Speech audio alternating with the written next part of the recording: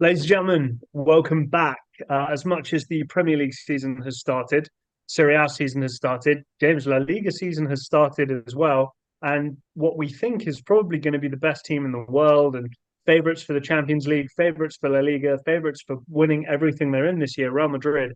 A little bit of a stuttering start, 1-1 against Mallorca.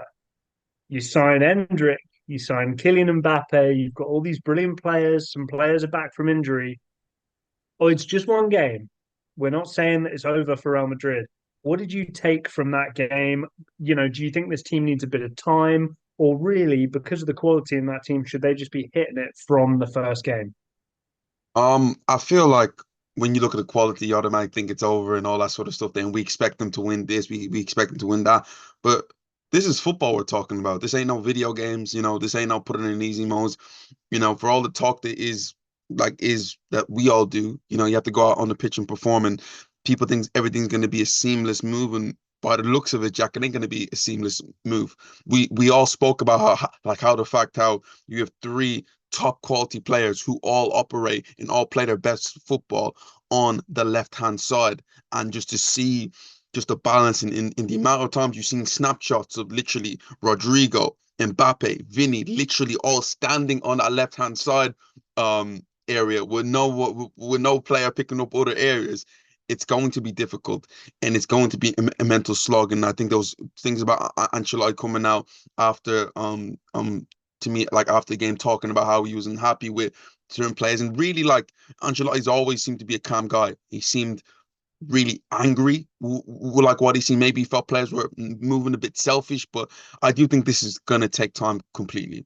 I look at a player like Kylian Mbappe, and people expecting him to give us the Ronaldo where he scored like 12 straight games, and give us a Jude Bellingham sort of thing where he's scoring a winner after winner after winner. It's going to take time. It is going to take time. But is Mbappe going to succeed around Madrid? Is Mbappe? Do I still expect Mbappe to score 40 odd goals? Yes. Do I expect Real Madrid to win the league? Yeah. But I don't think that's going to be a long shot. I feel like Barcelona in such a good position this year. Atletico Madrid is such a good position this year. But Real Madrid, there's still so much, Jack, that we can look at and pick out. And to me, their best team isn't really in paper, into like in cement yet. You did a video. Well, we did a video, but I'm going to give you the credit for it because you were the one actually giving your opinion. You kind of proposed two different options in terms of formations and lineups for how you think Real Madrid should be set up. From what you saw, did you feel more confident with what you said about how they should do it, or did you see anything that made you second guess yourself a little bit?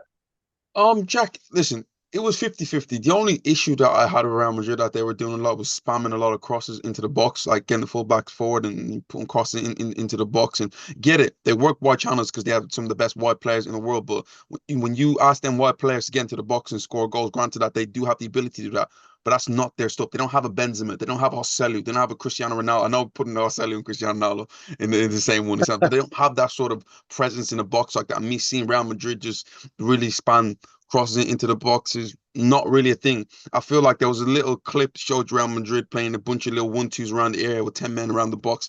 I feel like that's what they're going to have to do a lot. Get these players into dangerous 1v1 areas like Rodrygo, like Vinny especially, looking for more pullbacks and cutbacks and really working teams and getting players into their best areas instead of just putting balls into the box and asking them to attack it. I don't feel a lot of them Real Madrid players are as comfortable but if you ask Vinny to get him into a 1v1, can he shake and bake a defender and maybe flash it a low ball across the goal for Mbappe, or pick Mbappe out to his, like, think about it, to his feet, or have Jude Bellingham play on the edge of the box and score. I feel like that's where Real Madrid's gonna go. I have to say, at some point, I know I seen Ancelotti had this little podcast. Well, I say little podcast. It was a big podcast with John Obi Mikel, and talking about how he mentioned how fluid it is and players popping up in different positions. And granted, we love the fluidness and all that stuff. But with that fluidness, there has to be a little bit of discipline there.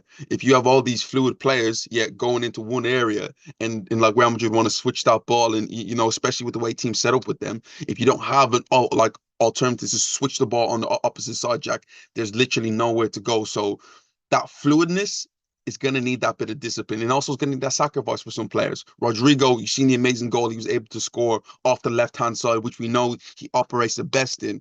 He might have to swallow his pride this year and say, you know what, I'm going to have to play off the right if I'm going to be a fixture in this team going forward.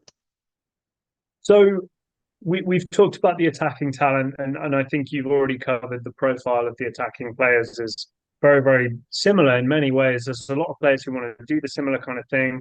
They want to operate in similar kind of places.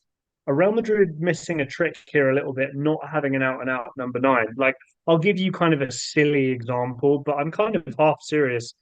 My team, Roma, signed Artem Dovbyk. Artem Dovbyk was the LaLiga top goal scorer last year, and he's a big lad. He can score goals. He commits centre backs and kind of sucks them in, and is there for when crosses are available to him, and he will put the ball in the back of the net. Roma didn't get him for hundreds of millions of euros. Do you think Real Madrid have missed the trick? Maybe not him specifically, but not investing a little bit of money in an out and out, a more traditional striker just to give them something a little different. Um, Jack, there's only 11 players on a football field, and how are you going to fit in Vinny, Mbappe, Rodrygo in a team and adding another striker to it? I just feel like it's just way too much for Ancelotti right now. Um, I feel like a trick that But Real Madrid might have missed to me do you is get my more. point? I Because do. all those players you just said, none of those would go. That's my number nine. That's my guy who I'm just going to play as a striker, and that's all but they do, kind of but thing. I also feel like it's styles, and I think the biggest thing is that when Real Madrid come up against a team like Man City or a team that likes to be a bit more expansive, when you have Vinny, Rodrygo, and Mbappe with that space in behind Jack, yeah, with the players who are willing to work like Tchouaméni, like Valverde, yeah, and when that ball turns over, like Jack, there was one moment where Mbappe wins the ball deep in his own half, as his team was defending the corner. And he takes it and he literally runs the length of the field. Granted, he should have slot Vinny in, but just watch Real Madrid be able to switch from attack to defense really quickly when they have that space in front of them. Yeah, is a problem. And the style of team that they play against will be an issue. When, let's say, teams like Mallorca set up and they all put the 10 men behind the ball and ask to break us down, it might be a bit more difficult to them. But going forward against better teams who want to be a bit more expansive, I feel like that's where you may see the best of Vinny, where, Jack, you may see the best of player like Rodrygo, and especially the best of Kylian Mbappe. So, are you telling me, like we've seen in seasons past, this is going to be a fantastic cup team, but maybe not the best domestic league team? I listen, Real Madrid's Real Madrid, Jack, and not everything's always going to look pretty, but they find a way. Honestly, this is not Pep Guardiola Barcelona 2000 in what 11, 2009, where they're popping around winning 4-0 every single week. Real Madrid win. There isn't a logic to how they do it. There isn't a way to how they do it. They just do it, Jack. And there's going to be games when Real Madrid is it's 1-0 like this, and Jude Bellingham pops up with a goal. Mbappe pops up with something crazy. A player comes off the bench and just ignites like Brahim Diaz and Arda Güler. It's not going to be conventional, but this team still has so much damn quality that it's just an irresistible force. And Real Madrid fans, they're not worried about the way they play too much. They're worried about when that final whistle goes, what's the score? Real Madrid win? Cool. Next So, game.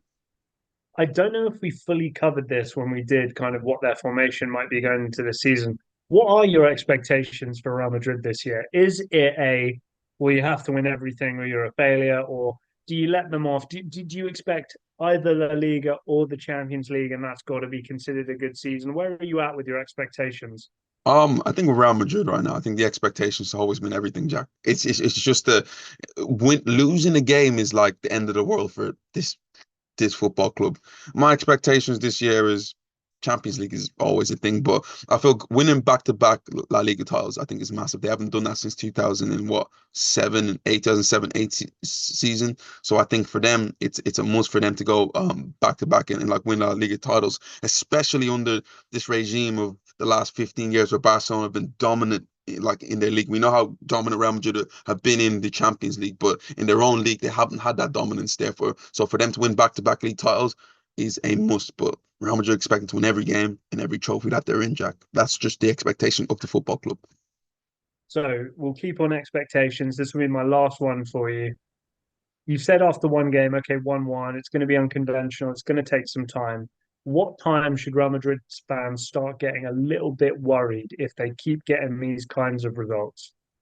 Couple of months, 6 months? What do you think? If Real Madrid get another result like this, it's all hell's gonna break loose. The white flags are gonna come out. Jack, is Real Madrid. It's just Real Madrid. They don't like. We're not talking about expectations of other clubs. That's all we take a bit of time.